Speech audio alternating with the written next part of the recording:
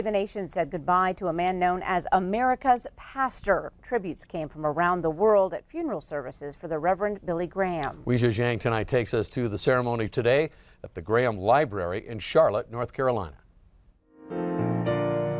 The president and vice president arrived with their wives to pay final respects to the Reverend Billy Graham. During the funeral at his library in Charlotte, Graham's youngest daughter told a deeply personal story about facing her father after a failed marriage. He wrapped his arms around me and he said, "Welcome home."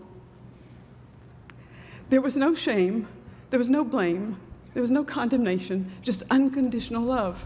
Graham died last week at the age of 99. He was known as America's pastor, meeting with every president since Harry Truman.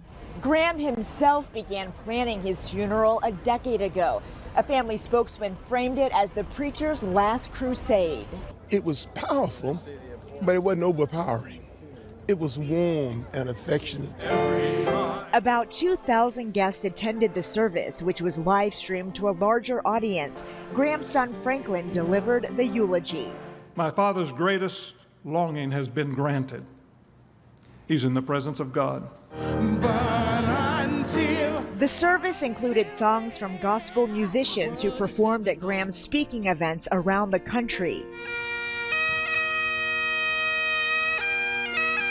After the ceremony, Graham was to be buried in a prayer garden in a pine casket next to his wife. Weijia Jiang, CBS News, Charlotte, North Carolina. Well, still to come on tonight's